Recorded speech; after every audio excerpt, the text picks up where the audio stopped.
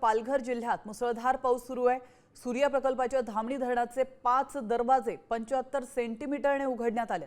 धामणी आणि कवडास या धरणातून सूर्या नदीमध्ये 37,303 क्युसेक पाण्याचा विसर्ग करण्यात आलाय आणि त्यामुळे आता नदीच्या पाणी पातळीमध्ये प्रचंड वाढ झाली आहे। खबरदारीचा उपाय म्हणून सूर्या नदीकाठच्या 65 गावांना प्रशासनाने सतर्कतेचा इशारा दिलेला आहे। तुम्ही दृश्य पाहू शकता, धामणी धरणातली ही दृश्य आहे। सूर्या नदीला उधाण आले।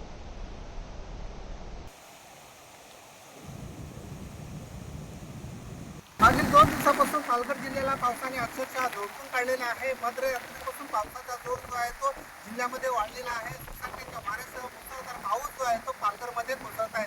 त्यामुळे नदी नाले जे आहेत ते ओसंडून वाहत आहेत। मी सध्या सूर्या नदीच्या किनाऱ्यावर आहे। आपण बघू शकता की सूर्या नदीला मोठ्या प्रमाणात पूर आलेला आहे। सूर्या नदीने धोक्याची पातळी जी आहे ती ओलांडलेली आहे।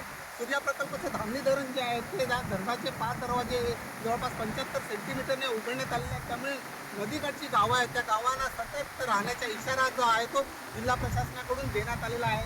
एकूणच बघायला गेलं तर भात पेरण्या ज्या झाल्या तरी वाहतुकीच्या कामाचा वेग जो आहे तो वाढलेला आहे। त्यामुळे गावातील शेतांमध्ये पाणी साचल्यामुळे भात रोपणी जी आहे ती कुठेतरी कोंडलेली आहे। त्यामुळे अनावश्यक कामाशिवाय घराबाहेर पडू नका असं आवाहन जे आहे ते जिल्हा प्रशासनाकडून करण्यात आलंय। रुपेश पाटील, साम टीव्ही, पालघर।